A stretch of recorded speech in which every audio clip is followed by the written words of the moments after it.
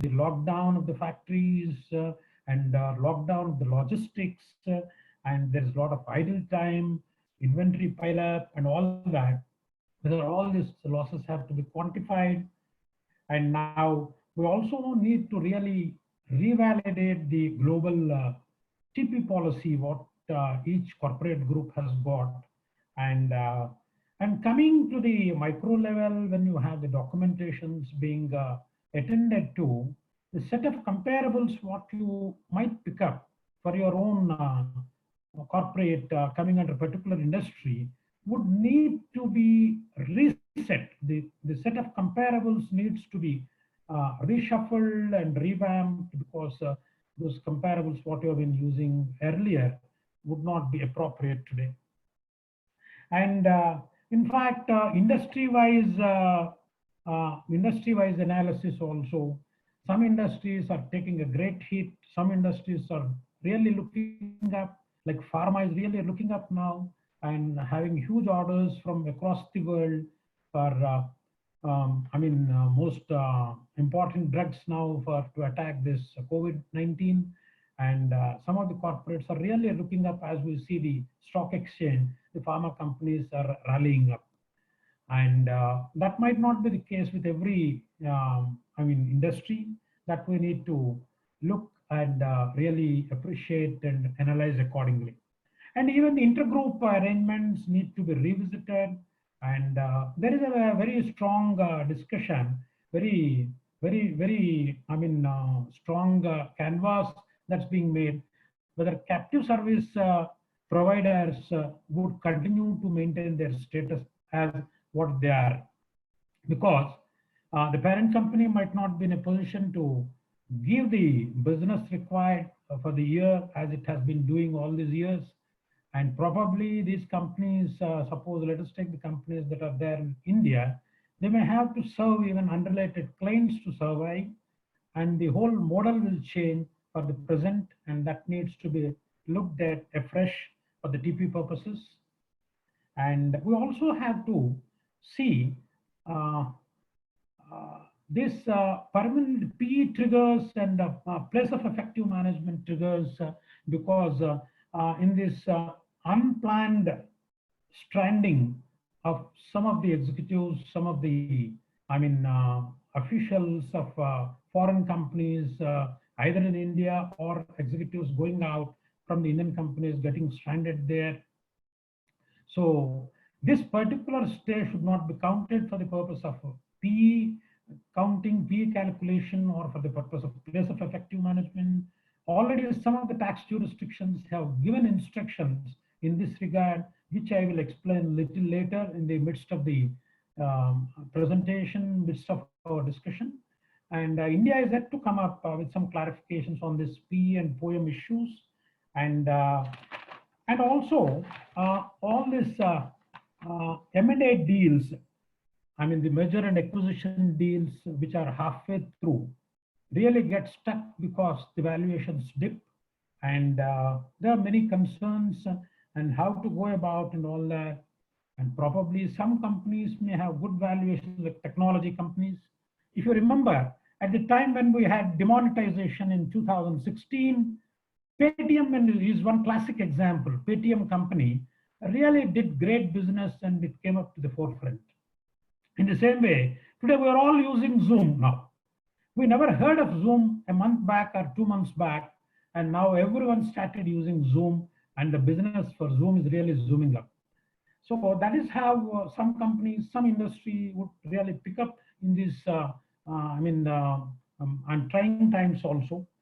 And of course, how all agreements have to look at the force majeure clause, because for the acts of God, how agreements are going to survive, especially in the M&A context also.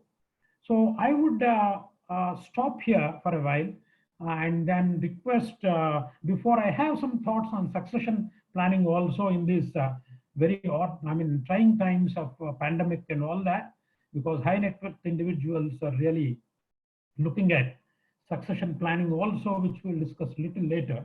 And I would also give a few thoughts on indirect taxes before Deepak makes his presentation. Of course, I'm not a I'm not practicing on indirect taxes. I'm totally on direct taxes.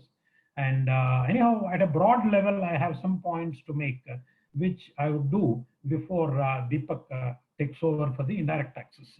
Now, for the present, may I now request JS to go ahead with his presentation and explain how this tax policy measures on direct taxes front would really help the industry. To meet these challenging times. Jayesh, Thank it's you. yours. Yeah. Thank you, Mr. Prasad, for the very nice context which you set up. And I think the international tax scenario, as you explained, remains quite the uncharted area where we hear a lot from the government on the domestic front in terms of compliances and other things, but I don't think we've had any guidance at all on how some of the international tax issues will be addressed as we move forward. But as someone said, it is, I think Pankaj did, lay out very clearly there's the VUCA times, very volatile, uncertain, complex, chaotic, ambiguous. Having said that, I think, what the good thing with some of these VUCA times for speakers like us is that we can say anything and get away with it because, we don't know. Everything is in the realm of speculation right now. So that with that, very nice cushion which we have, I think, it's very happy to come and speak. It is so encouraging to see so many people joining from across India as well as outside. And we'll be happy to take, interactions, towards the end. But what we've done, the way I've structured the discussion here today is largely focusing on what are the current, challenges which the government foresaw in the, as we got into the pandemic, impact. And they actually, at least we should be, credited, the government should be credited with the fact that at least they came up with the immediate announcements on the immediate compliance and the top headline issues which impact the large certain population of, taxpayers in the country. And we will discuss a few of those initiatives which the government has taken. They came up with the ordinance. We discuss the ordinance also in a bit. But I think let us look at, at a very broad level, where do we stand in terms of, numbers? So I think we had budget estimates and then we had revised estimates in terms of tax collections and everything took a dip towards the end. I think even before we entered into the pandemic zone, we obviously were not really on the greatest of wickets in terms of, getting to our target collections on the direct tax side. So our estimates, so our gross tax estimates for revenue collections and budget estimates got revised downward from 24.6 to 21.6. Obviously, direct tax took a big hit from 13.4 lakh crores to 11.7. There was, a downward revision of 1.7 lakh crores. But I think when we compare that with where we stand, and these are just February numbers, we don't have the March numbers, and unlikely we'll get any March numbers because except for the last installment, which would have gotten paid by the corporates, I don't think much collection would have happened. And today it is completely at a standstill to a large extent. So we reached 69%. Now, all the numbers for the 21 budget estimates actually are all coming from an assumption of a nominal growth of 12%. Now, with what's happening in the globe and what estimates have come out also on in terms of our GDP, we are unlikely to get to that kind of a number on the nominal growth, which is estimated, and will probably be much lower than the nominal growth, even for much significantly lower than even nominal growth for the current year. So we are looking at a big gaping hole in terms of where we'll reach in terms of tax collections. And the way I see it is that, global GDP will lose practically a quarter of performance. So 3 months will just vanish. So it basically be a 9-month period, very volatile, very uncertain, and fairly subdued, spread over a 12-month period, which will be evaluated as we get into FY21. So this is the scenario. So it's very grim right now. Government and states have a significant pressure to unleash a huge amount of monies onto the industry because they are struggling today. At the same time, there is not going to be much light at the end of the tunnel in terms of getting any revenue from the tax collections or any other ways. So this is the time where I think we've seen most of the recommendations, including what we have given as part of our economic policy group to the government, has been that they need to ease the entire fiscal responsibility, which they've taken on themselves in terms of, containing the fiscal. And I think they should expand this at least, significantly enough.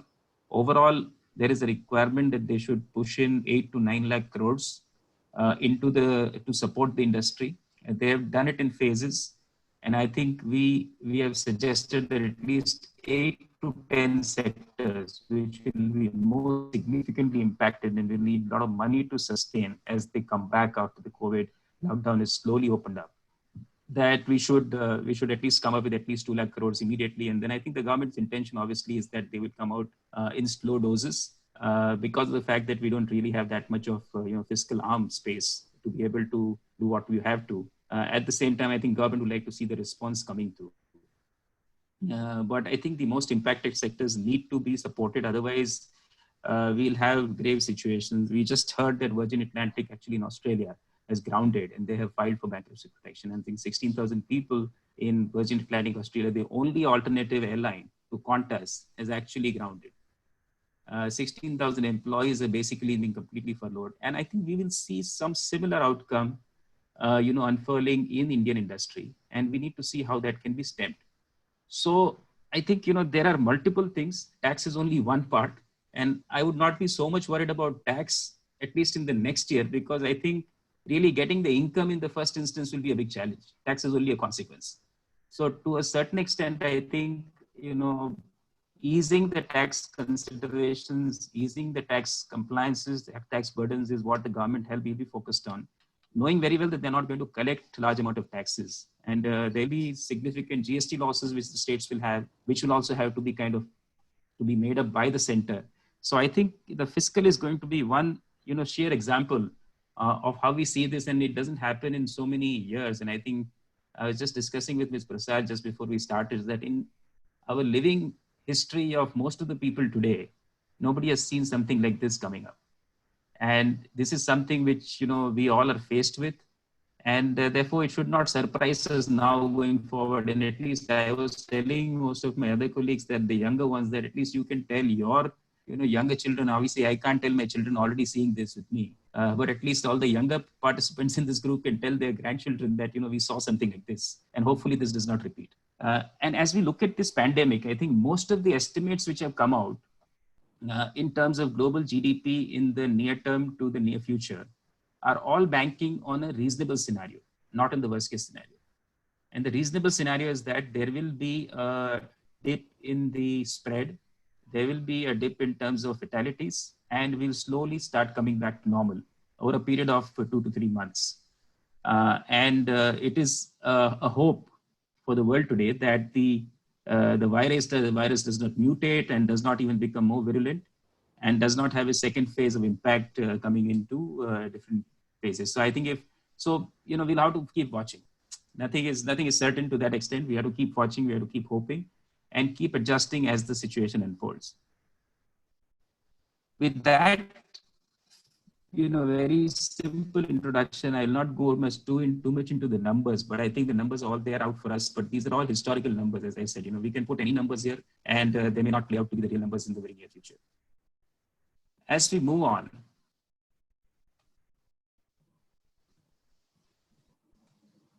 so India's response was basically the immediate promulgation of the Taxation and Other Laws Ordinance 2020, which actually came into effect immediately. That covered a bunch of, acts overall, trying to relieve and extend the time limits for the period between anything which was falling between March 20 to June 29 has been practically postponed to June 30 in terms of an activity which has to be done either by the tax authority or by the taxpayer to a large extent. And there is some relief in terms of payments, even though not really any kind of relief in terms of absolute relief from payments, but some relief in terms of interest components. And we'll come into that on some details in that as we move forward. But I think the preamble of this particular ordinance, and which became an act today, the preamble of this act very clearly said this is all to relax the conditions. So I think to a large extent from an interpretation standpoint also, if there's any doubt, there has to be a purposive interpretation and it should extend the relief and benefit and not really constrict it. So to a certain extent, I think that we need to keep in mind. Also, the relief and benefit is to both the taxpayers and the tax administrators. So when you start looking at things as we get into normalcy, I think we need to ensure that we don't start interpreting things in a manner saying that, no, if the tax authorities did not do something within a particular point in time, and therefore I will challenge on validity grounds. I think we need to take it with a pinch of salt, because it is quite possible that the courts may interpret, some laxity on both ends, even though which does not fall within this ordinance, some laxity at both ends of, default by either the taxpayer or the tax authority, and allow that level of breach. So therefore, I think our entire strategy around, controversy, litigation, everything should be largely based on principles and not based too much on techniques. And that's just a point of view which I have. The specified acts are all out there in terms of what they've covered. And this is not the only thing. They obviously are coming up with more circulars and more points as they, come across situations. And I think there is responsiveness to that extent. Which does not require any monetary outlay. I think the responsiveness is much faster. What requires monetary outlay will come out as a larger scheme of, stimulus which will be given out, as part of packages which will be rolled out. So that is there. So we've seen relaxations even from an RBI perspective. RBI has extended the timeline within which you need to basically bring the money in for your exports. So there are a lot of these things which are coming up. Mr. Prasad, you have something? Jayesh, for a minute. Yeah, please. There is a feedback that the voice is not clear. Can you just, the voice is not clear, that's what everyone says. Is that better? Must be. Yeah. I'm able to hear you clearly, but I think some people are experiencing, many of them have written. Pankaj, I think you must be receiving the notes that many of them are saying the voice is not clear. Okay. So Jayesh, when you it's breaking in between, it seems. So maybe a little slowly, if you could speak, it will come normally. Sure. Okay. I'll moderate my speed. Okay, you can be a little louder. Okay, sure. I'll try. And please interrupt me if you still feel that, I keep, going back to my old self. So, okay. So I think there's a lot of relaxation which is coming out in terms of other acts and ordinances, other acts like the RBI Act, as I was explaining. There are things, where they have relaxed the timeline within which the foreign exchange needs to be brought into the country and those aspects. So I think we need to keep watch on that. I think there will be also a lot of interplay between some of those regulations which change an income tax law, because what we will see is that, there is also going to be a change in the way RBI will denominate how a particular loan or something should be treated as an NPA. And therefore, that will also have a cascading impact on how this needs to be treated from a tax perspective. So I think, we need to see the interplay between the regulations to see the real context and the impact of this. And also a lot of press notes came up in the run-up to the ordinance and the act which was passed finally. And I think the press notes, also serve the same purpose and principle. So I think they'll be subserving to the same principle. And I think if there is any conflict, the best principle should still be upheld by the courts. If we move on. So as I said, for most of the elements, I think this is, extended, and what is extended? So from a taxpayer-centric standpoint, the extension of due dates for filing appeals, replies, applications, furnishing of any report, original or revised return of income for FY 18-19, which was due by 31st of March, and linking of PAN and others, all these dates have been extended to 30th of June. Now, what does this mean? It means that if the deadline for compliance was falling between 20th of March and 29th of June, then if you don't comply with any of those and comply with them by 30th of June, you should be fine. And I think to that extent, there is that extension which has been done. So if and this applies to both belated and revised return of income, there was some confusion in between, which also got clarified. So it covers both belated and revised return of income for SS 2018-19. TDS statements and TDS certificates which need to be issued. If there was an ITAT appeal which was required to be filed within this period of time, I think that date is extended. Even High Court appeals where we have 120 days of filing, that gets extended. So that extension is also there till 30th of June. Another interesting thing is that, when we fall within this dates between a deadline falls between 20th of March and 29th of June, obviously it is automatically by virtue of the ordinance extended to 30th June. But I think the principle of reasonable cost may still spill over on both sides. Like something may not have been possibly done before the 19th. So if something has not been done before the 19th, then you therefore technically in default, even though deadline fell before the 19th, it is still possible to access the principles of reasonable cause and request if wherever required. And I'm presuming that in this current times, it is quite possible that we may see the regulators and the tax authorities a bit more considerate in allowing some of these things. So it is not all lost hope. But technically, I think you will still not be within the ordinance. You should still be able to access and do that. Vivad Se Vishwas scheme, I think this was a significant hope for the government and continues to remain still. But I think there are a couple of things which will plague the success of this as we look things in the forward, because this requires actual payment of tax, and the entire success of this scheme depends largely on availability of cash for companies who want to resolve their disputes to be able to pay the money in. And if there is cash trap, I think despite all the best intent, we might see some challenges. But still, I think the government has done its bit by actually extending the 31st March deadline to 30th of June. So without paying any additional, so you just pay the tax amount and the interest and other things, gets no further payment. So the 100% is still possible if you are able to get to 30th of June. I'll just interrupt Jayesh. Again, say your voice is being dragged, probably because of the speaker or something. So, is this? Let me try another appendage and see if that works. Okay, just let me see if I just add a speaker and I'll disconnect. Audience giving the suggestions that. Is this better now? Yes.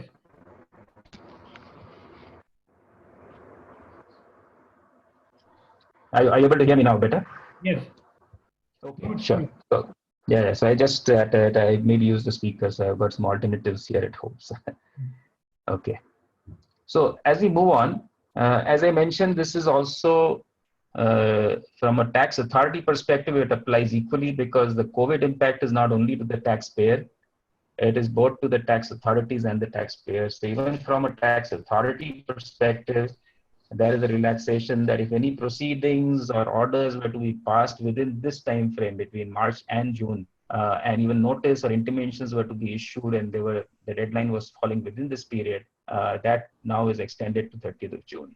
And there's some interesting, instances as to how this, may apply in certain cases. Is that so? If suppose there's an order giving effect which was to be passed, and I think the order giving effect was to be passed, pursuant in order of the tribunal, then I think and if it was a pure effect giving order and there was no fresh assessment required, then I think the effect has to be given within 3 months from the end of the month in which the order is passed, right? So under 153 subsection 5.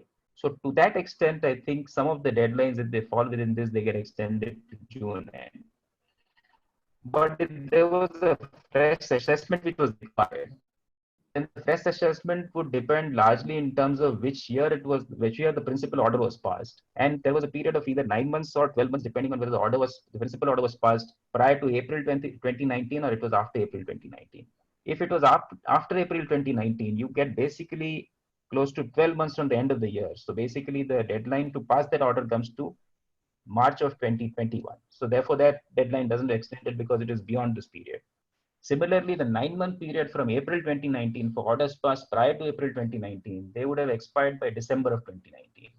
And therefore, even that date does not get extended. So I think the point here is that the dates, the deadline dates have to fall within this period. There is no extension for things which fell beyond that period on both sides. So like a 148 notice, just to take that example again, the 148 notice which was required to be issued before 31st of March, and if it was not issued prior to 20th March, it could now be issued by June 30th, by the end of June 2020. So the impact needs to be analyzed in different context and instances, and I think we need to ensure that the date gets extended only for the dates which were falling within 20th of March and 29th of June of this period, and that is when the date will get extended. An interesting change was this whole SEZ units, because a lot of the SEZ, and this was a sunset year, and therefore the SEZ units had to start their operations before 31st of March 2020 after getting all the approvals from the authorities. And because of the lockdown which started, and the slowdown which started, beginning of March, and I think the lockdown which started, in the middle of March, a lot of the units could not actually deploy, could not, do all the people and everything could not start activities and operations. So the government has extended the date. If the approval is received before 31st of March, then I think the requirement to start the operations and mobilize everything has been extended till 30th of June. A kind of doubt has come on everybody's mind that does this extend the year of, so because the first year of tax holiday starts from the year March 2020, and therefore financial year 1920 is the first year of tax holiday, and then the rest of the years extend beyond that. Now the question here is that for people who and companies and taxpayers who start the operations in the extended period between April of 2020 to June of 2020, will they be able to take the first year of tax holiday as the financial year 2021 and therefore start the tax holiday period from there? I think there are two views here. There is one view which basically suggests that the extension is only for just the starting of the operations and not really extending the year on the other side as one more year on the tax holiday period. But I would think, the government will have to probably look at what is the purpose here, because I think, otherwise the taxpayers would lose basically a year of tax holiday because they'll not be able to claim a tax holiday for the first year. Now, the question here is that whether the extension gives you a full year extension on the other side, where the only disruption is only for some 15 to 20 days in the last period of the first year. I think that's a point to consider. But I would think the reading of the law and personal view, I think, is that it should be possible to claim the first year of the tax holiday as financial year 2021. But we'll have to see how this interpretation, plays out in the courts. Other thing is that a lot of investments which we need to do before we claim tax holidays, because interesting, the pandemic hit us at the end of our financial year, which was in the month of March. And therefore, a lot of benefits under 54G of investments which we need to make for capital gains, the capital gains account scheme, the investment for the purpose of extending the benefit for new construction or purchase of a new house after a sale of a house, or Chapter 60 deductions in terms of making investments. I think all those have been extended to June 30 in terms of actual investments. Now, what happens is that, the question which may come up is that, is there an option for me who does an investment now in the extended period to take the benefit of that under Chapter 6A or the capital gains benefit in the next year, or will I be mandated to take it only for the year 1920? I would think that the law does not clearly specify anything on this nature, but I would presume that the government should not have a concern. If suppose I have done something in this particular period, I should have the option to either claim it for the financial year 1920, or I can claim it for the financial year 2021. And I think the other thing is basically to saving cash flows. And this is here where I think there's been a lot of extension in terms of payment of taxes. So the time limit, if for any tax which was required to be paid within this period of March 20 to June 30, and there was a deadline where the discharge had to be done during this period, then that has been again extended to 30th of June.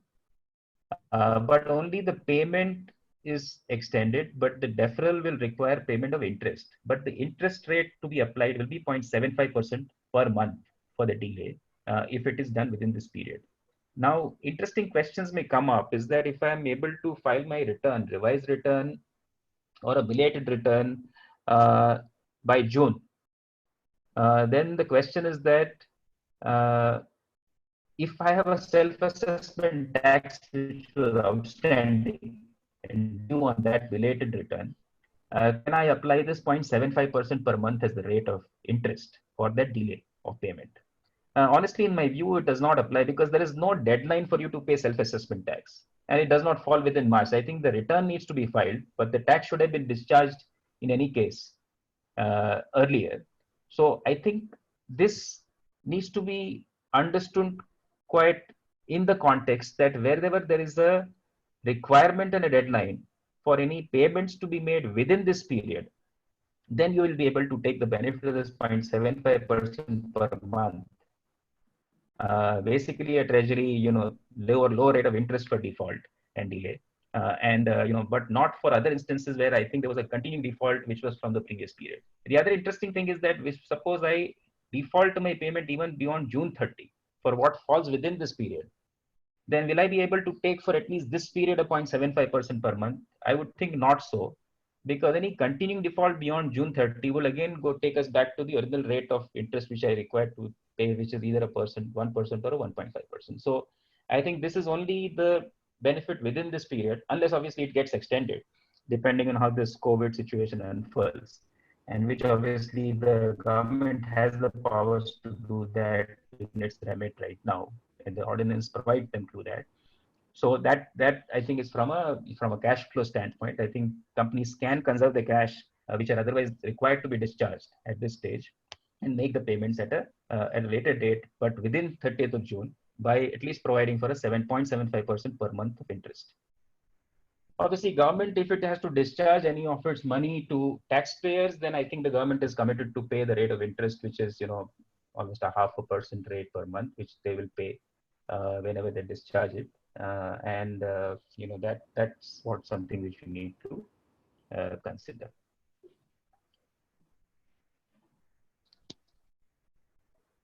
The other interesting thing was this statutory recognition for the PM CARES Fund, and I think they acted swiftly to allow 100% reduction on the ATG for payments to the CARES Fund. At the same time, I think they changed the rules in such a way that you can garner larger, through an employee contribution.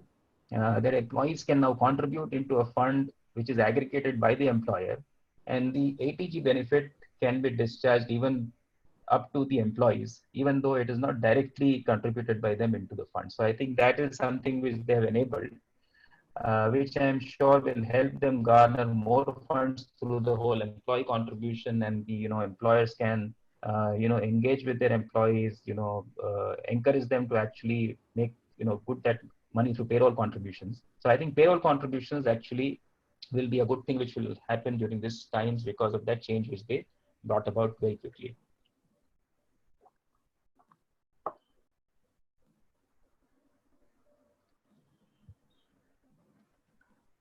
Now, let us look at a couple of other things which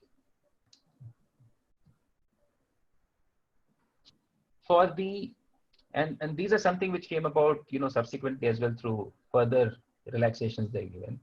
For a lot of low withholding certificates have been issued to a lot of taxpayers.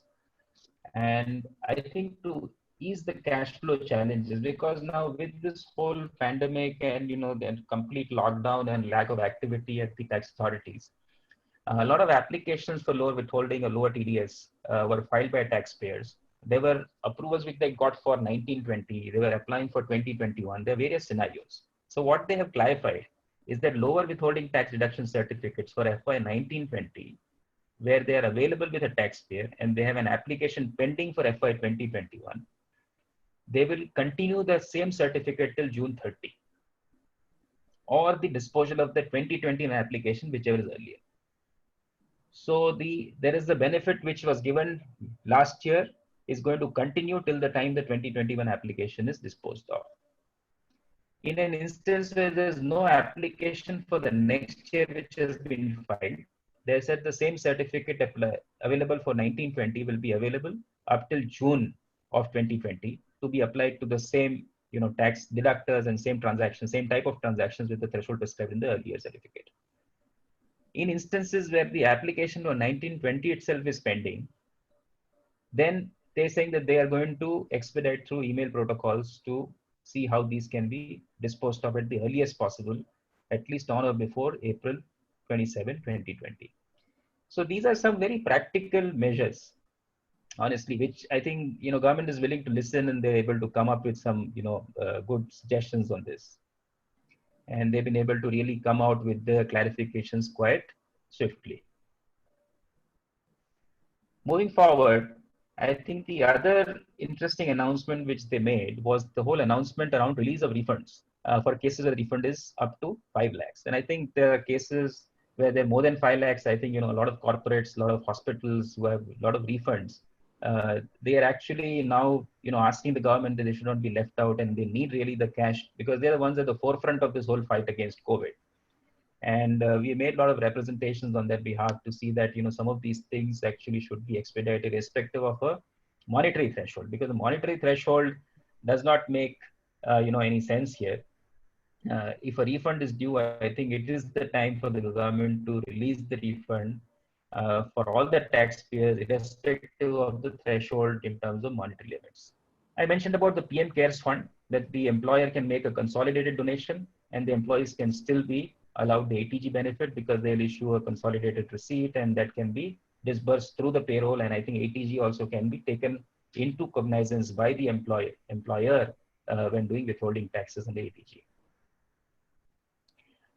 Form 15G and 15H, largely for withholding taxes on senior citizens, that will continue to apply till 30th of June 2020 for FY 1920. So that is again a very practical extension which they've given. Obviously, as I said, CBT has scaled down the targets for FY 1920. I don't think this is an option, but this is a reality.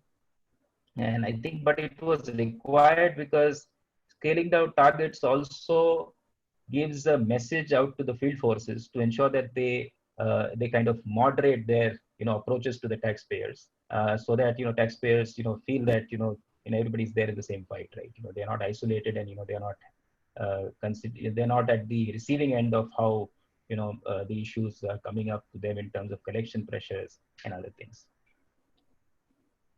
So these were some of the thoughts in terms of what came out on this side. As we move on,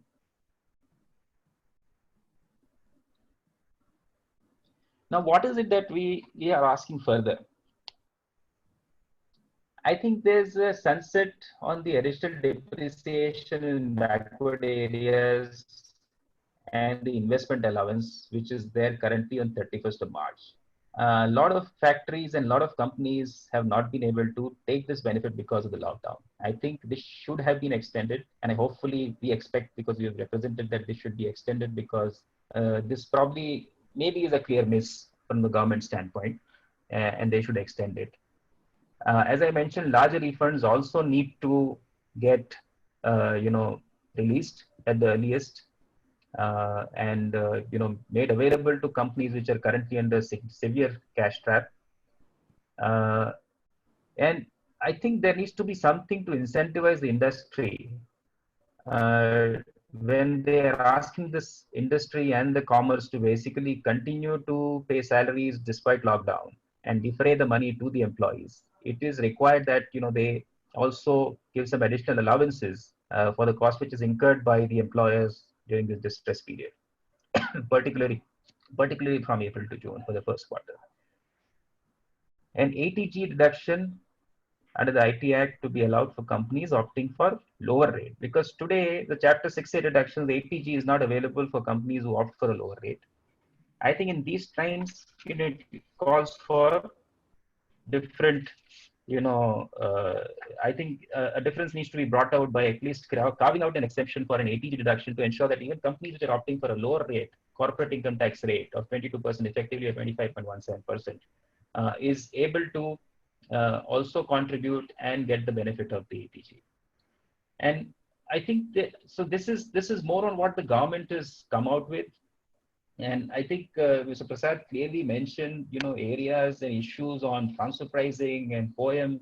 OECD has done a tremendous job here, as Mr. Prasad mentioned, and coming out with their point of view in terms of what governments need to respond. Some countries have responded to address some of the issues of how cross-border workers will operate, how residential statuses of individuals will be dealt with, incidents of home office, right? And all of us are working from home.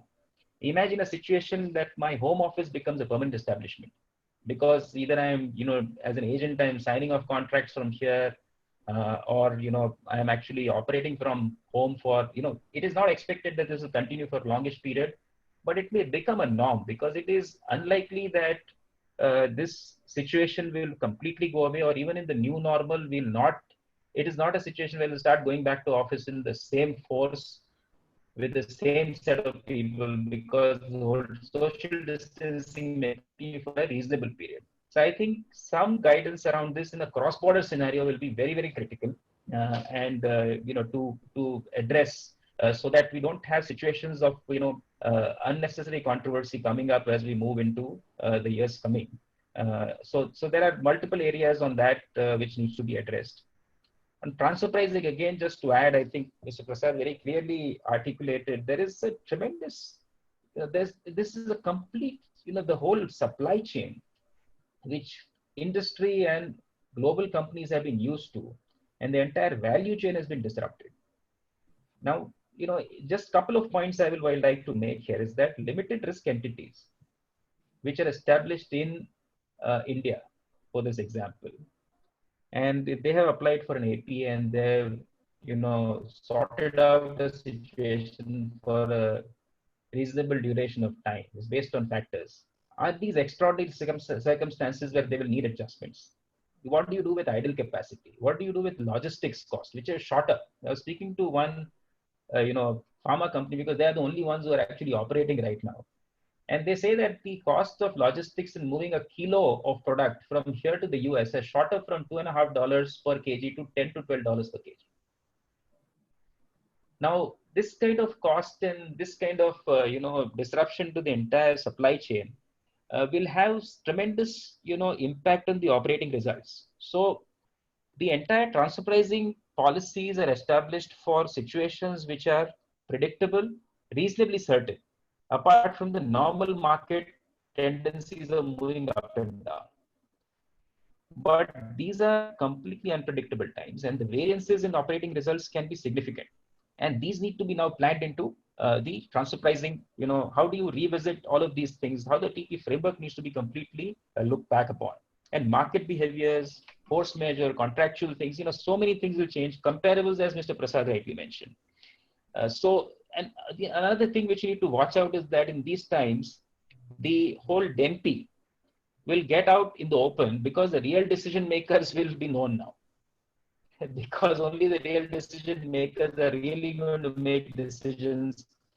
And there's going to be a lot of redundancy from a people standpoint. There'll be lost time. There'll be stranded people across collection. We have APAs which are signed up saying that collection needs to be within a particular period. If not, there is going to be an impact on that. If there's significant stress within the cash flows of the large MNCs, and they would have to reserve and conserve cash in certain geographies, it is quite possible that these will get stretched. So I think a lot of flexibility needs to be provided. How the government will think about providing this, because this is a time when India needs to really shore up its competitiveness as a country, which is going to invite more investment and more cross-border, traction. And this is a time to really show that how it think ahead of its time, to come up with situations and solutions to bring about the right change, to make sure that India can be made the destination, at least for a lot of cross-border activity, including with some of the economies who may be looking at India as now the destination. With that, Mr. Prasad, I will hand it over to you. That was, my short, and I hope the voice is now fine. Yes, it's fine. I think there is some disturbance now and then when the net connection gets unstable. Okay. Anyhow, now your message is loud and clear, and very good presentation, Jayesh. I really compliment you for bringing out the intricacies of these. The policy measures announced by the government, and you also nicely captured what more needs merit the attention of the government. That's good. And let me just, so that's really good. And I will quickly add 2-3 comments before I hand over the mic to Deepak for the indirect taxes. And as you rightly mentioned, OECD has already gave its indication and regarding the PE trigger, regarding the POEM trigger, and also regarding the the employees who get stranded and all that. And in fact, Australia has come out with some quick Australian tax office, as you know, that is always in the forefront.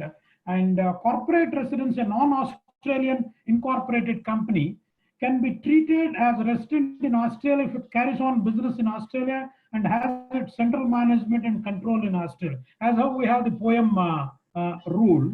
And the FAQ state that if the only reason for holding board meetings in Australia or directors attending board meetings from Australia is because of the impacts of COVID-19 or the travel bans, then it would not be treated as a resident of Australia for that reason. And they gave a similar clarification even for the PE. If any employees of a foreign company get stranded in Australia, that would not trigger the PE status for the foreign company in these unforeseen circumstances. And same way, employees, if they continue get stranded in Australia, they would not be treated as residents of Australia for the purpose of withholding taxes against their salary payments and all that. That is how they have come up with the clarifications. And in fact, we have clarifications coming from, similar clarifications coming from New Zealand, that is with reference to the APA arrangement.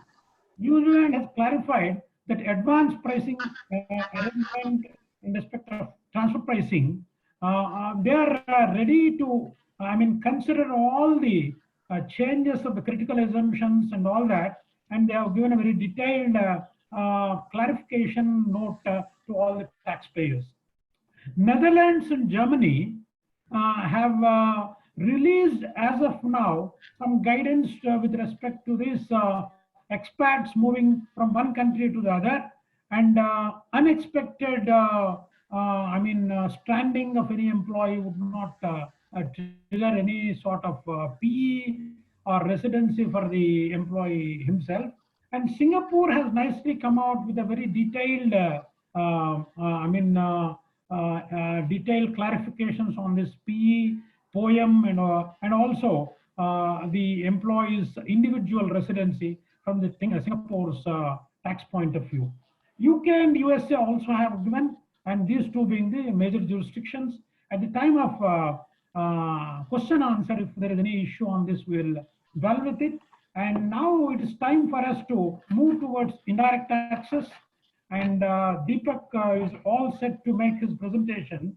And just before getting into indirect taxes, some of the broad thoughts I have gathered with my limited experience in indirect taxes, because I'm more into direct taxes.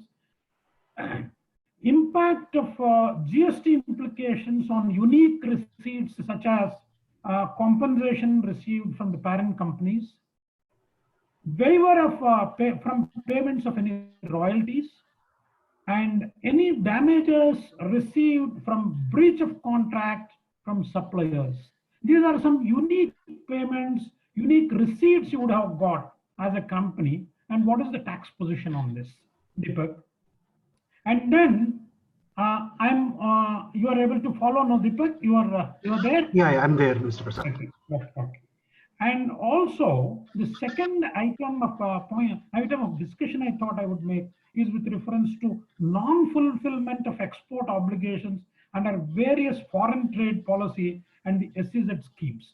Because of the pandemic and the corporates are not able to comply with the export obligations, then what is the consequence and how it's going to be dealt with. And then, as you know, various reliefs and extensions granted by the Director General of Foreign Trade in the same context. And finally, I have one very practical point, let it be a very small enterprise or a very large enterprise. We keep raising invoices. I mean, the amounts are not realized. That could be a bad debt. And what is the position of this GST? That is for what practically many entities start sending pro forma invoices. I don't know whether it is legally acceptable or not, because once you raise the invoice, you have to pay the GST. And in these times, it is very difficult to realize it is only outflow but not the inflow. Thereby, how do you, deal the issue of GST payment in respect of invoices raised and not realized? So, with these few points, I would request you to make your presentation on indirect taxes. Thank you, Mr. Prasad. Is my voice audible? Yes. Before I begin, let me thank IFA to give me this wonderful opportunity to join the panel with Mr. Prasad, with Jayesh Singhvi, and present my views and thoughts on the impact which COVID-19 would have from an indirect tax perspective to the economy. How I have largely done is structured my discussion into 4 buckets. The first is to see the impact which COVID-19 would have on the business. The second is to kind of see the immediate measures which government has kind of introduced. We also know that government would keep introducing these measures on a phased manner. So the measures as introduced till today, I have kind of tried and captured in my presentation. And then the third bucket is on the measures which the industry is seeking from the government, largely to kind of sustain and continue in this era of crisis. And last is basically certain good to consider opportunities which the industry may look to ensure that in a cash starved situation, how we can kind of plan our business more better than otherwise. So that's how I kind of structured. Largely, let me first kind of get on to the impact which COVID-19 would have on the business. We all know that we are now largely more than a month in a practical business lockdown situation where from a revenue perspective, from an employment perspective, it has kind of come to a standstill. And India largely being, I mean, we have seen from our forefathers the importance of saving, right? And with this kind of lockdown, what has largely kept us going is the little savings which many of us would have kind of done. And I'm sure with the extended lockdown which is foreseen, it is very, very important that the sustained, probably I would say, the ability to kind of sustain this crisis will need support by people who have, basically government would kind of have to identify people in need and kind of ensure that helping hand is kind of extended to them. And consequent to the impact from business perspective, naturally the government revenue is also impacted. And so is, and definitely the expenditure doesn't get reduced while revenue gets impacted. It has a direct impact on the fiscal deficit, right? So that means to say that government's earnings are comparatively lesser as regard its expenditure. And for the businesses also, there is increased dependence on the borrowed capital. So that's basically the impact cycle on the COVID. If we have to kind of be redeemed, largely we'll have to ensure, or we'll have to kind of see that the consumption or the revenue increases, which basically causes increase in the surplus and savings, consequential increase in the government revenue, and therefore creating a little fiscal independence, if that can be kind of called. And in the same manner, enabling enhanced owners' capital being kind of recouped. So if this cycle were to kind of come back sooner than later, is where we see the economy to kind of come back to ordinary. Now, it is for anybody's guess to kind of see how long it will kind of take for this economy to kind of come in, because this is something which is unprecedented. We have not kind of seen this in the past. It is a new experience for everyone who's kind of who's basically here to kind of experience.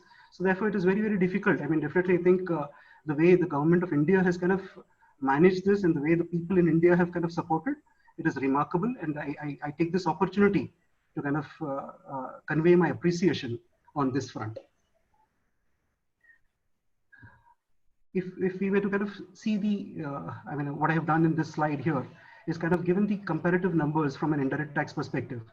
I have kind of plotted the numbers earned from GST for the period December 18 to September 19, and given a comparative number for the same period from December 19 to, I have also done a projection till September 20. Now, if you were to see the number for December 18 to September 19, largely the GST revenue has been on an average like 1 lakh crores a month, right? And if you see for the April 19 to September 19, it is around 6,0295 crores. That's the revenue which Government of India has earned from GST. And this revenue then gets shared between the state and the center. If we were to see the March numbers, the column 5 basically has the budgeted revenue. That is, Government of India budgeted that it would earn 1,14,000 crores from GST as against the number, this is a reported number, that they have earned around 97,500 crores, a shortfall of about 17,000 crores. So we have, I mean, all of us would know that the lockdown was largely in the last 10 days of March, right? So the 10 days of March, 1/3 of the month, has basically caused an impact of 17,000 crores. And largely, if you see, April has been practically been locked down, and we foresee that the restrictions from a business perspective would continue at least for another 6 months. So the economy would definitely, I mean, we have seen that government has kind of largely opened up or gradually opening up to ensure that business comes back to normal. So, but yes, all said and done, it would kind of probably take some time for it to kind of come to ordinary. So if you see the column 6, the shortfall in terms of revenue gradually kind of comes down. Column number 6 basically is the difference between projected revenue, which is basically budgeted on account of reduced collections from GST, versus the budgeted revenue. It is strikingly, for the 6 months, it is strikingly a 1,33,000 crores of loss to the government exchequer. Now these are basically projections. We'll have to wait and see for the actuals to kind of come in. And gradually over months, I'm sure the situation, hopefully after September, it is expected to kind of come back to normal. But whether it is this September or whether it will probably take a year or year and a half more, we will have to kind of look. But definitely from an India perspective, we have good source of revenue, both from our own, plus we are a dependent economy. So while the dependent economy that is being dependent on the US and otherwise from a global perspective may have a significant impact, but our own consumption is quite strong, which will hopefully kind of keep the business sailing in this difficult time. That is what is kind of foreseen. So if we were to look at, I mean, very recently we saw Fitch, which is the world's third largest company, similar to Moody's and S&P. It is expected that, rightly so, that every country in this, I mean, from an economy perspective, will see a decline in GDP, and larger developed economies like US, Europe would see a significant dip, and India also would see a dip of more than 4% in its expected GDP. India, at least we can kind of say for the year forecast, it would be a marginally positive, that is little less than 1%. So marginally positive GDP growth is what is contemplated by Fitch. I would just interrupt Deepak. Yes, Mr. Prasad. Your video is not there. Have you stopped it? Because audio is very clear. Okay. Your video is not there.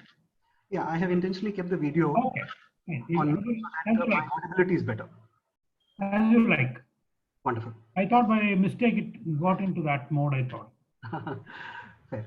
No problem. Are my slides getting transitioned, sir? Pardon? Are my slides getting transitioned? No, the voice is clear. Voice is clear. Yeah, and slides are getting transitioned, right? We are able to see the slides which are projected. Yes, Deepak. Wonderful. Yeah. So that's largely, I mean, these are, I mean, the intention of sharing this slide was basically to kind of show the grave position that, yeah, see, from an India perspective, we could kind of see a significant impact, and the impact is not only on the government, but it is also on all businesses, whether it's large or small. And therefore, it is very, very important that while this is unprecedented, but it is very important that we kind of take concerted steps, and that is where both government as well as us, we can't leave the positions to be taken only on the government. It is very important that individual businesses as well as government will have to kind of take coordinated steps to ensure that I would say the impact is largely mitigated, and the impact doesn't remain longer, and we're able to kind of foresee and overcome this situation sooner than later. So that's largely few numbers giving the impact. Now let me kind of move to certain immediate measures which government has kind of taken as a mitigation strategy. Now we have seen that from 22nd of March, largely the businesses have been brought to standstill. Rightly so, the government kind of took immediate steps to kind of ensure that the deadlines to file returns are also extended. Now, when the government announced this, they announced it for the period which is Feb, March, April, and May. At that moment, it was a little surprising. Why did the government kind of think for a 4 months kind of extension? And now, I mean, as a hindsight, as an afterthought, we are able to kind of realize that the step taken by the government to kind of at least do for this 4 months is really after good thought and the step in the right direction. So what the government did is largely broken this extension into 3 segments basis the turnover of the business segment. So assessees whose turnover is less than 1.5 crores became one segment. Assessees whose turnover is between 1.5 crores to 5 crores became the second segment, and assessees with turnover above 5 crores became the third segment. So assessees with 1.5 crores and above and below, being these small business units, largely for what the government in all the segments did is it did not rightly extend the due date. That means to say, where the government wanted to kind of foresee and say that if you are able to file your returns on time, please do. What it only did was it only waived the late fee and interest. So basically showcasing to say that the financial impact consequent to this unable for units not being able to file their returns is waived off. So I would say that that would be a good kind of thinking from the government's perspective. And largely the slide basically showcases for each month, that is Feb, March, and April, what would be the defined time within which if I were to pay, the interest, late fee, and penalty all are kind of nil. And if I were to, if the business unit is not able to file the return, which is monthly return in form GSTR 3B, by that defined time, then the interest, late fee, and penalty as stipulated in the statute would apply. Similarly, I think the segment for 1.5 crores to 5 crores and 5 crores and above, the only difference in the third segment, that is the segment where the turnover of the business unit, that this turnover is not the turnover of the state, this turnover is basically the turnover which is for a particular PAN. That means to say my PAN India turnover, if it crosses 5 crores, then I have an ability to file the, definitely the government says that yes, you have to file the return within time, but if you're not able to file within time, a grace period of 15 days has been given. That means within 15 days from the due date, if you're able to file, then there is no interest, no penalty. And if you're able to file after 15 days, the interest is not the ordinary interest, but a lower interest. The ordinary interest is 18%. And in this situation, the government is kind of reduced or halved the interest. So the interest which the unit will have to kind of now pay is 9% as against 18%. So that's the return in form GSTR 3B. And I have the assessees are also required to file outward return in form GSTR 1. We know that there is no interest as regards GSTR 1 is concerned, but yes, there is a penalty and late fee.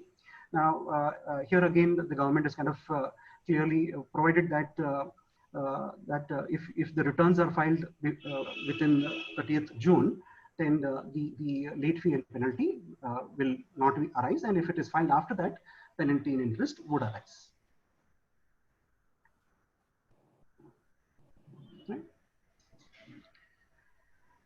The second most important aspect was on the input tax credits. There was, I would say, I wouldn't call it draconian, but some of the business units consider this to be draconian. Definitely, there was a restriction as regards input tax credits. Now, under the GST law, there is a requirement that if I'm able to kind of take credit, I have to justify that the person who's charged me the tax has filed his return, and the taxes which he's charged is also reflected in the form GSTR 2A, which as a person who's taking credit can view it. So it was very important for the user who's taking the credit to also match those credits with form GSTR 2A. Now, wherever credits are being taken in excess of GSTR 2A, government introduced a cap of, initially it was 20% and then got reduced to 10%. That means to say, if I'm taking credits, I can take credits which is matched. And if I want to take credits beyond what is matched, the upper limit is 10% of matched credits. So this was the restriction which was prevalent prior to the COVID restriction kind of coming in. What the government rightfully did to ensure that there is salvage of credit and cash, government allowed relaxation. So the restriction as regards the person filing his form GSTR2A is done away with an enhanced period of compliance. That means to say, as a user, I'll have to ensure that my vendor has filed his returns and I have done the matching before September 20. So I don't need to do this on a month-on-month. So there is a possibility that I could take the credit either in the months March, April, May, June. But so long as my vendor, whose invoice I have taken credit, has filed his returns and it is reflecting before September 20, I should be good with those credits. So this is, I would say, a very, very important and a welcome move. But while this benefit has been provided, as a matter of caution, I would want to mention to the participants here that we should not be taking credits blindly. While this provision allows you to take credit where you have a valid invoice, you should also ensure that your suppliers and vendors file them. More often than not, you take credit, but the vendor, for various reasons, either there is a dispute or otherwise, for any reason, is unable to upload or reflect those taxes against your GST. In which case, the person who's taken credit will be liable to interest and there will be recovery of the said credit taken. So therefore, we should not be in that situation. So wherever units are taking credit, they'll have to ensure that caution is kind of exercised here. Now, before the start of the session, Mr. Prasad raised a couple of points, and one of the point or a couple of points which was relevant in this context, and we want to kind of raise it here. One was with respect to damages for breach in payment. So, so one is the recovery, and second is are the cases where the invoices raised are not realized, both being related to credit. I thought, okay, let me kind of raise this and discuss this while this slide is being discussed here. Now, on the damages, now interestingly, on 1st of Feb last year, government kind of made an amendment to the GST law, which said that only when the recovery or the revenue earned is a supply, any incidentals towards that will be a taxable supply. So damages for breach of payment, which are incidental to a contract of supply, gets covered under the extended meaning of supply, and therefore those recoveries are liable to tax. To probably illustrate a simple example, let's say that I book a hotel room and I pay an advance of say 1,000 rupees. For whatever reason, I'm unable to occupy the room and I cancel the booking. A cancellation charges of 500 is levied. Now that cancellation charges has a nexus with supply, and those cancellation charges will be liable to tax. There can be certain, let's say, the most talked about is also with respect to the employee. I mean, we have these notice pay recoveries. So as an employer and employee, there's a contract between the employer and employee to say that sufficient notice is kind of given by the employee or the employer before termination. And in certain cases where employee terminates his employment without sufficient notice, the employer recovers a portion. The question is on taxability of that that amount. Now there have been, and because this recovery has been a matter of dispute by department, both in the pre-GST regime and in the post-GST regime. In the pre-GST regime and in the post-GST regime, there have been certain, I would say, rulings which have gone to the favor to say that this recovery should not be taxable, as the underlying, as the employer is not in any manner rendering any services. So these are purely breach of contracts, which was intended to kind of ensure that there is sufficient compliance to certain clauses of a particular contract, nothing or having no connection with the underlying supply. So in that context, some of the, I would say, good decisions have kind of upheld the view that this should not be taxable, even when the amendment in the statute was not there. But nevertheless, I can kind of mention that department is very aggressive with the view that with or without the amendment, recovery, notice pay recovery by the employer from the employee is a taxable supply, and in their view, considered to be liable to GST. So this matter continues to be litigative. However, in my view, as I mentioned, that the underlying nature not being a supply, it is good to defend that the transaction should not be subject to GST. The second point was on invoices which are not realized. The ability to take credit is defined in the statute to say that the person who's taken credit makes the payment to the vendor within a defined period of time, which is 180 days. In the event the supplier does not make full or partial portion of that payment, that portion, to the extent he's not paid, to that extent, the recipient, that is who's availed the services or the supply, cannot take credit on those transactions. So in section 16, there is a appropriate restriction for the person taking credit if the payment to the supplier does not happen within a defined time. However, there is no relaxation whatsoever on the supplier's liability to GST. That means to say supplier continues or is liable to pay the applicable GST to the exchequer at defined time. Maybe the other points which Mr. Prasad has raised in those appropriate slides as they may be relevant, I may want to kind of raise it so that it clarifies to the audience or the participants hearing. I'll move on to the next slide.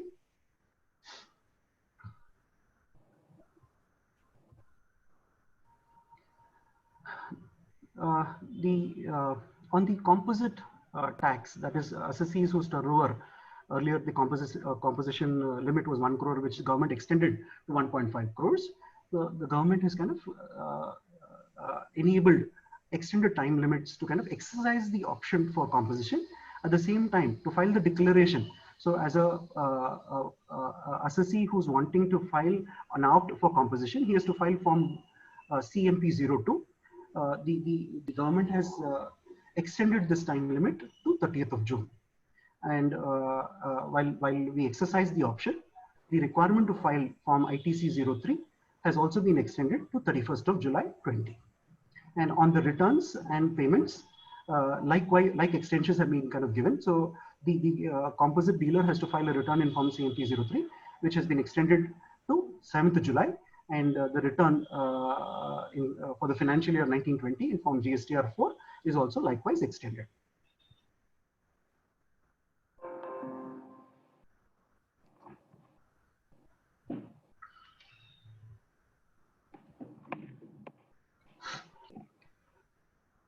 The most important extension was with respect to what happens during this lockdown of obligations which the person has to kind of do in terms of various compliances.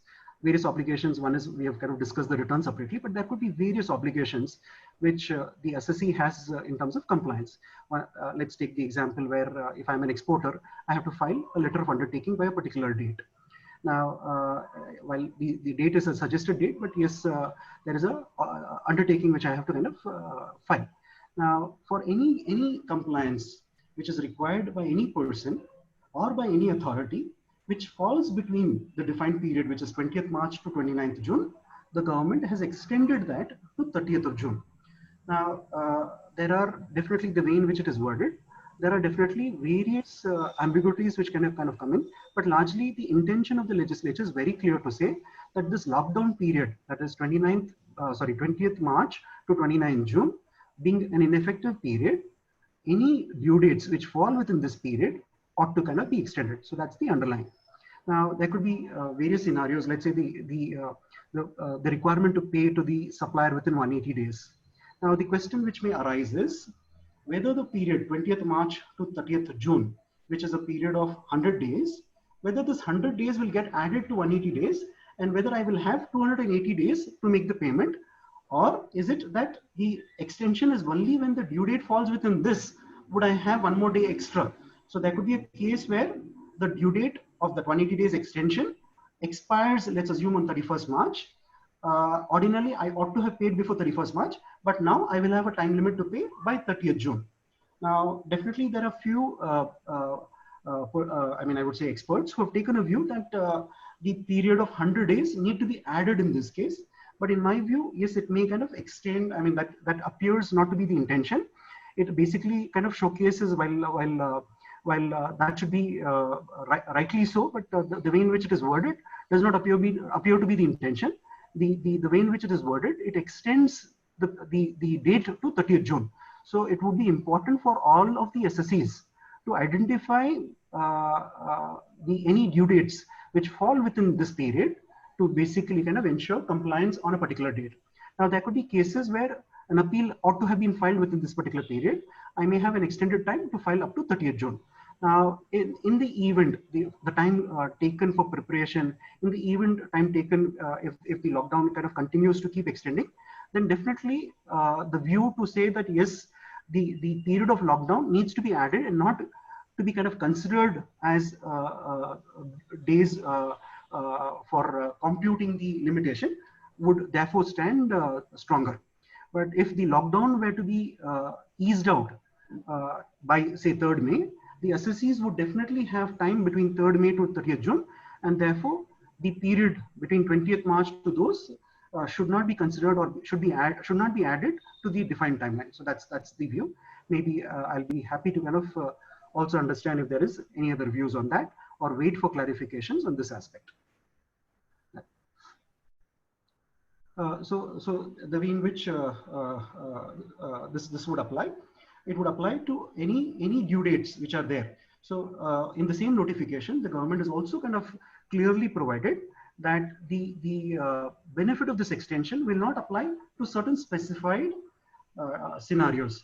So in the column next to the section, the second column basically kind of illustrates those provisions where the benefit of extension will not apply. That means to say the time and value. So wherever it is the time of supply falls on a particular date, similarly from a value perspective, there is no absolute extension of time limit as regards those. The liability crystallizes on that particular time. Similarly, if I'm liable to register on a particular date during that particular, the time for registration would fall. And if I am liable, then the time limit within which I have to kind of take registration will also kind of equally apply. So for matters listed in column 2, there is absolutely no extension. But otherwise, from a compliance perspective, if there was any due dates falling within those defined times, there is an extension which is made available.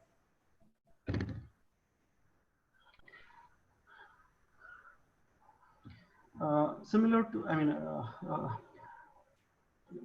the government has also kind of provided certain additional reliefs. Maybe I may not, given the time constraint, I may not be able to kind of cover all of them. But in a summary, I may want to kind of provide that, like the state of Karnataka, for example, the SSEs are required to kind of file monthly professional tax payments and also file monthly returns. And also there is 30th April was the due date to file the return for the annual return for professional tax and also pay the annual fee for the year 2021. Now, both of these, the state of Karnataka has extended by 30 days. We have seen that many states, I mean, or it is not probably notified online, many states have not done, and it is only that few states have kind of given this benefit of extension. So maybe we may have to kind of look at state-wise, is there an extension made? And if there is an extension made, then yes, the opportunity for or the benefit of that extension may be availed. PF dues, if you were to see, the government came out with this extension on the last day. So 15th April was the due date to file, and on 15th April, the extension of 30 days came in. So the intention of government was till 14th of April, those who SSEs who had money and who had to pay, paid it. And those who could not, government gave probably the time, additional time of 30 days. So, but yes, it would have been better had the government given this extension a few days earlier. So it would not have stressed in terms of wherever SSEs had stress on capital, it would not have unduly kind of stressed them. Similarly, I mean, if we were to see, there are many instances where the SSE, while paying taxes, pays taxes under wrong heads. So there was this form PMT09, which has now been enabled, which enables if there is a cash balance in one particular head, I can move that cash balance, let's say if it is sitting in SGST head, I can move it to IGST if there is a liability under that head and use that for payment of those amounts there. So the ability to kind of move from one head to the other head has been enabled for the cash balances which are there. Similarly, I think the government has also kind of mentioned that all pending claims, refund claims would be processed sooner than later. And we've also practically seen that yes, while government has done the processing of refund claims, but yes, it is far from achieving the objective. There are many SSCs whose claims have been filed and have been kept pending for frivolous reasons. So government should take up those matters where refund claims which are due to any particular SSCs are not kept unduly with the exchequer and are processed expeditiously as is kind of promised.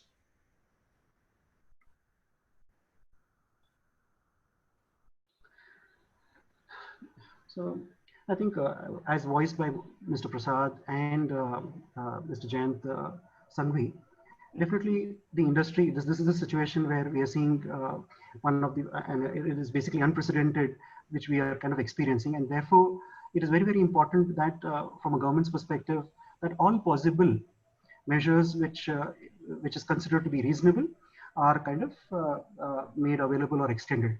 From, I mean, what I have done in this slide here is basically listed out few measures which the industry is seeking from the government to ensure that the impact is kind of minimized or in some manner where it is kind of benefiting the industry. So some of them I'll probably take it to kind of discuss it with the participants here. One is I mean, government spending. Definitely there will be an impact on government revenue. So quite but naturally the government spending could also get impacted. So definitely government will have to kind of ensure that it rationalizes its spending in such a manner which basically boosts the consumption and has a consequential impact from a consumption. And many industries who have been kind of definitely impacted in terms of where the cash has kind of got eroded, would also kind of be looking for definitely that kind of support. If I mean, we'll have to in some manner ensure that the revenue increases. So both the industry and the government will have to kind of plan in such a manner that the revenue is increasing. And once the revenue, that is the consumption base, increases, as we saw in the first few, the second slide of mine, that it will have a cyclical impact to kind of bring the economy back to normal. So as the consumption comes back to normal is where we can kind of see the economy to kind of come back. So the longer it takes, the longer time we will have to kind of come back. So if it were to take a year to come, the consumption to come back to normal, that's the time period which will kind of, I mean, which we will be faced with, there is where I'm sure either the and it's not. I'm sorry here. What I also wanted to say is it's not that India is the only jurisdiction which has kind of got impacted. It is the world itself has kind of got impacted, and therefore to expect that yes, we could kind of look at revenues coming from other countries. I mean, we'll have to kind of, the only way which looks apparently is where the production from China moves to beneficiary countries, and India could also be one of them. And strikingly, what I observe is that China produces about 30% of the world's GDP. So China definitely is the dominant economy. And if more and more countries were to move away from China, India could definitely be one of those beneficiaries, which could have an impact on the consumption and the likely, and it will kind of propel the economy to kind of come back to normal sooner than later. Then there are GST laws definitely has several interpretative issues. So the ask which the industry has is wherever there are interpretation issues, the industry should not be kind of imposed with any demands, and where there be basically there should be a reasonable amnesty option provided. That means the industry. Your voice is not clear, Deepak. Your voice is not clear. Sorry. Deepak, your voice is breaking. Yeah, is it better now? Now it's better. So on the coercive action, what I was mentioning is that there are a lot of provisions in the GST law which are subject to different interpretations. Now, wherever there are such, and definitely government is also aware of that, and as experts, we also know that what could kind of come in terms of litigation. It is important that government should not be forceful in implementing those whenever there are audits. So the government should kind of be soft on those, and wherever it is unintentional, the government should also provide an option with an amnesty for the industry to kind of pay that and then comply to the law. So the penal provisions should not be enforced, and an ability to kind of with an amnesty that means to pay 50% of the liability and still be done with and ensure that future compliances are done should be an option which the industry is seeking for. And wherever there are delays in payments, assessees who have clear cash issues should be allowed lower interest rate. The current interest rate of 18% is very, very high, and even from a bank's perspective, it really becomes difficult for us to kind of pay as an industry to pay that kind of amount. So government should look at lowering the interest rate wherever there is genuine delay in payment consequent to cash lockup. And there are certain defined time limits which are kind of nearing. One is with respect to GST audit for 18-19, and which is basically stated to be on 30th June. Similarly, e-invoicing, which government had kind of the flagship project of ensuring that all invoices are kind of uploaded on a particular website. Now, those compliances which was considered to be due by 30th September be extended, and the time limit which we spoke upon, which is kind of specified in the statute for me to kind of take credit, which is now 180 days, where a relaxed period of 270 days can be given. Now, this has a flip side. While the government extends to 270 days, there's a possibility that many vendors who are cash starving may kind of use that option, which may also impact the supply. So government will have to be cautious. While they ask from the industries to extend the time limit, government will also have to be cautious about that. It could significantly impact the cash flow of the supplier. So there are both sides of this coin, which government will have to kind of weight, prospect appropriately and kind of take appropriate kind of step. And the other important point which I felt important to kind of also raise is on the wherever there is refunds which are allowed, like say in the context of EOU, where EOUs pay taxes on inputs and then make refund claims and then kind of get those refunds. So there is a cash lockup of easily a year or a little more. So government should look at giving upfront exemptions. So it is known that EOUs would be entitled to refund. So rather than they be required to kind of pay those taxes and then claim refund, there should be an option to kind of pay those amounts, claim exemptions on those amounts upfront.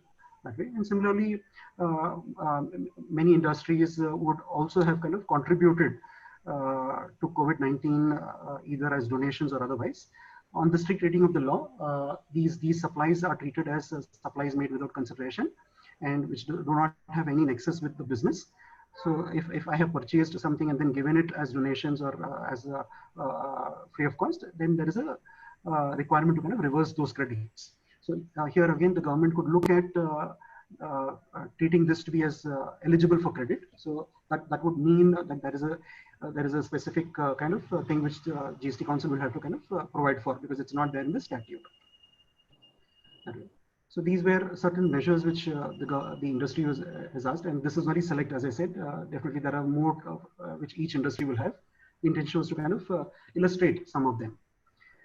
And in this situation, cash would be the most valuable thing, and it will be very important for us to kind of ensure that we take steps which are basically, as I said in my opening slide, that it is good to have.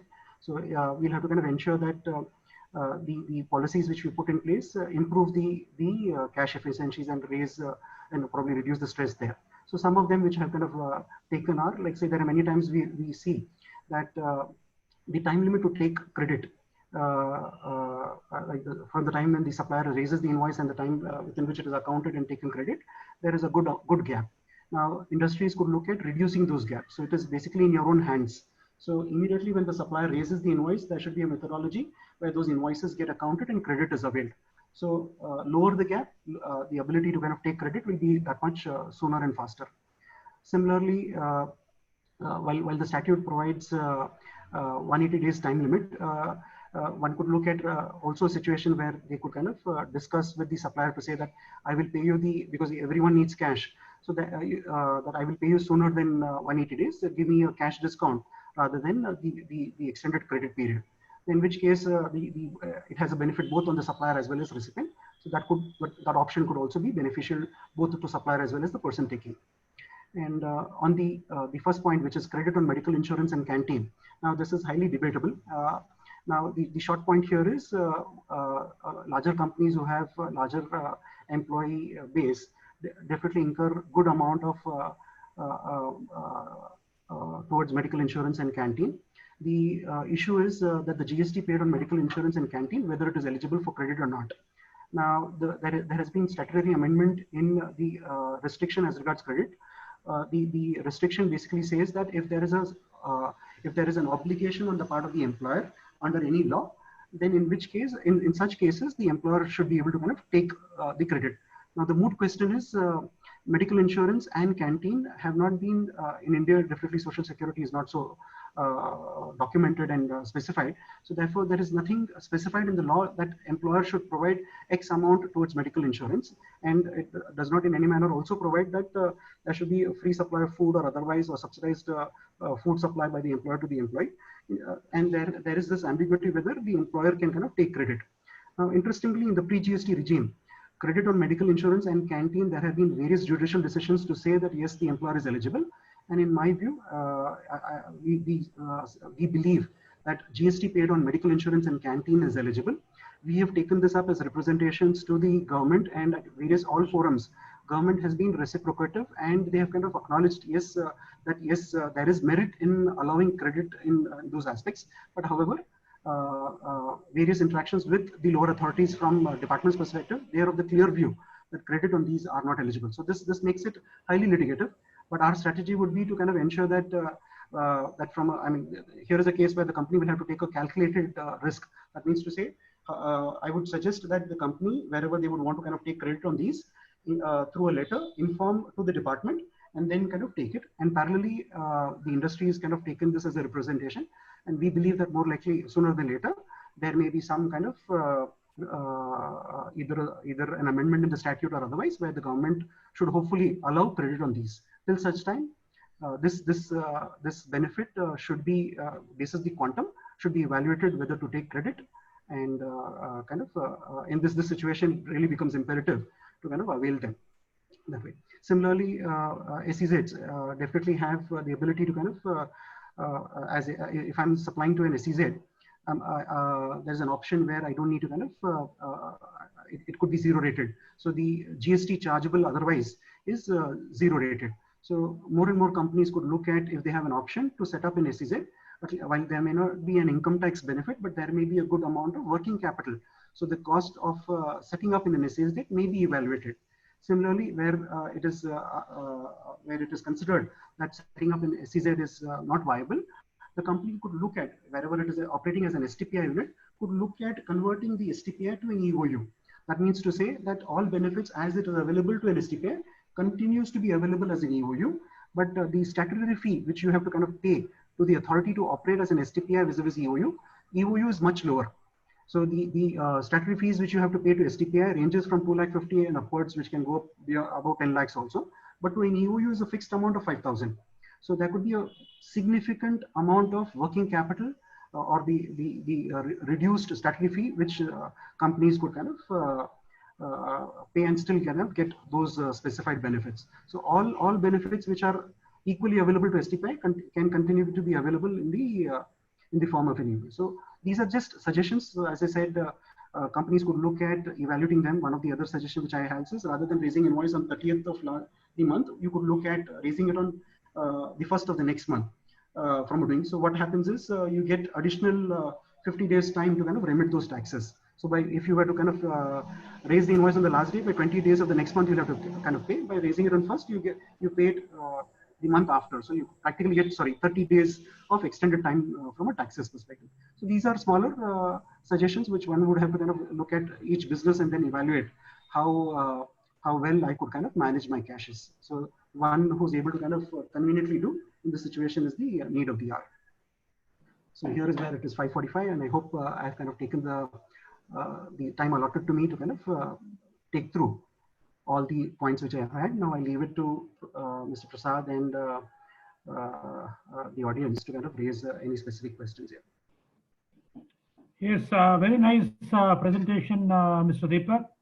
And you have run through all the important points. And now, Pankaj, you can monitor the questions, and if there anything, Jayesh is also there, and Deepak is there. Yes, so not. I think some questions are already there in the chat box. Yeah, is there in the chat box? Not many questions though. One question which was there on the ATG deduction, which Jayesh has already dealt with it, whether companies opting for lower corporate tax uh, would be eligible to claim a ATG deduction, which Jayesh has already answered in his slide deck. Okay. Because of clear provisions from the financial year 2021, they wouldn't be able to. Okay. There's another question which is again maybe anyone can look at it, is on the FEMA extensions. There's a question that whether any extensions have been provided under FEMA, because FEMA also requires certain appeals to be made before timeline, and under section 17 specifically it is quoted an appeal to be filed. So whether any extensions have been provided for FEMA. So Jayesh, any views on it? No, nothing as yet, and I did respond to. I think that was Mr. Jitendra who had raised that question, so I responded. I was just browsing through the chat. I think nothing has come out yet, but I think it is a case where government should be very willing to, appreciate any such suggestions from the industry, and they should be actually. So I think government needs to listen. I think practical difficulties in these times, I don't think anybody will be able to, think through in terms of what all challenges the industry can be facing on the ground. I think all these, need to be escalated to the regulators, and they will probably take it up. I think even there was a question on extension of time beyond what has already been extended with the RBI for, export proceeds. And I think that's also a very reasonable ask. Whether on a case-to-case basis or even otherwise, this should be, potentially extended.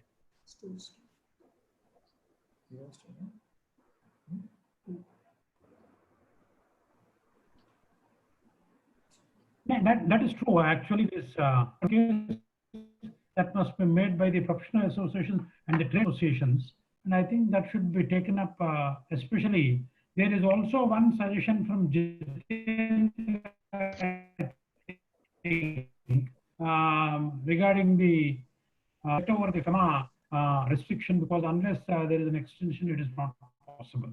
So I think it's a strong case to be made before RBI. Yes. Yes, There was another question was there with respect to advanced taxes and refunds. Just one point on this, I just wanted to mention it. The Supreme Court had taken a suo motu cognizance of the situation arising of the pandemic, and actually has passed an order on 23rd March saying all limitations in any general law or under special laws should be that all proceedings, whether condonable or not, shall stand extended from 15th March till further order is passed by this court in court. So I think this Supreme Court order can be also be used to take time if any challenges arise. It's an order. It doesn't mention any specific act, but it says all laws, general and under special laws. Okay, I think that's a good point, Pankaj. I think yes, I think that judgment, yes. I think there was another point which I was mentioning on this whole advanced tax versus refunds, and how do we play it. And I think I think this whole pandemic sits between two financial years. So what has happened in many cases where I've discussed is that their advanced tax payment of March, which was made before the 15th, has overshot the estimations of that year, because the last 15 days actually got a watershed. So there's an excess payment technically now for the previous year. And the ask by the industry is that can you allow adjustment at least for this particular year as an exception between 2 years, to say that if there's any excess payment in 1 year, it should be automatically allowed to be adjusted against the advance tax for the next year. Secondly, there's a very clear ask by the government that from the government by the industry that they should do away with the first installment for corporate tax, advance tax which is coming up, because the first quarter practically will be quite subdued. And therefore, the industry is asking that the first installment of advance tax should be done away with for this current financial year. So there are a lot of these suggestions which have found their way to the CBDT, and we will see what government comes up with. Hopefully they will have an ear to all these things as well. Yeah. So, a couple of questions for Deepak also. Yes. Deepak, there's this question that because there is no extension of date and just as the interest rate is reduced for a lot of the delayed payments, would this require reporting under CARO because it will still be a non-compliance of a law? Yeah, I saw that that is raised by Damodar, right? Yeah. Yes. Yeah. Now, see, from a government's perspective, they have rightly, I would say intentionally, not extended the due date, but kind of provided for a waiver in terms of those late fees. Now, as an auditor, we have also spoken to larger firms and kind of understood from them on how they would kind of consider in case there is filing of those returns beyond the stipulated period. Now, the manner of reporting, definitely there would be a difference. One is where there is an intentional default. The other is a case where they are unable to kind of file on account of the COVID-19 situation. So while there may be a reporting, the manner of reporting would not see the same strong language of a default, but on a, I would say, the more of a inability, unable would be probably the words used in that reporting. But yes, it would kind of, to answer it, yes, it would kind of call for a reporting in the statutory auditors CARO. Deepak, one more question from Manjunath Gonkar, if you can look at it on a screen, Zoom group chat. The second last question, Manjunath Gonkar has a question. In case of an SEZ unit, ITC is reversed as per Rule 4243. That's at 5:49, the issue. The time is 5:49, am I right? Yes, Yes. that's right, that question. So that he can locate it easily. Deepak, are you able to look at the Zoom group chat question? I'm unable to look at that, yeah. If you could just read out, yeah. Yeah. In the case of SEZ unit, ITC, that is regular ITC input services procured, is reversed as per Rule 42 or 43 to the extent exempt supply provided by the SEZ unit. Along with this, it is also procured under 0% IGST input services. Whether the above reversal is equally applicable for zero rated procurement. So the question is a little lengthy. So I'm not sure whether it's making See, the supplies to SEZ are zero rated. So probably I have not understood the question, the intention correctly. So largely any supplies to SEZ does not require reversal of credit. okay. So the Rule 4243 would arise only when the supply is largely used for business and other purposes. So here the supply is zero rated, so the requirement to reverse credit would definitely not arise. So there's one last question, we will take it up. Whether interest paid on extended TDS payments and other payments will be allowable under the Income Tax Act. That is to Jayesh. Yeah, I don't think that, unfortunately, that's not there. So even though I would think, that it should be, but I think the present law does not seem to give that kind of a dispensation. So No, I agree with you. I think there can't be any allowance of interest payment for the delayed payments and all that. That's not possible under the tax law. That's not possible. I think, are we through with the questions, Pankaj? Yes, sir, we are through with the questions. And any last comments you would like to add? yes. So anyhow, thanks to both the panelists, Mr. Jayesh and Mr. Deepak, for a very lucid presentation on the most appropriate issues that are really bothering us. And I think we had a good participation also, and good questions have come up. And I really thank both the panelists as well as the organizers for lining up this Zoom video conference. And I also thank all the participants for this event. And now it's all over to you, Pankaj, to wrap up the meeting. It's all over to you. Yeah, So thank you everyone for your time. We had more than 150 participants at one moment of time. So thank you all. The presentation will be shared or to all the registered participants. Have a good weekend. Thank you. And thank you to the speakers also. And thank you, Prasad sir. Thanks, Pankaj. Thank you, Mr. Prasad. Thanks a lot. Thank you, Jayesh. Thank you, Deepak. Thank you, Pankaj. Bye. Bye. Thank you, Pankaj. Thank you, Mr. Prasad. Thank you, Jayesh. It was really wonderful hearing. Thank you, Deepak. Look forward to Thanks. more on this. Yeah. Excellent. Bye-bye.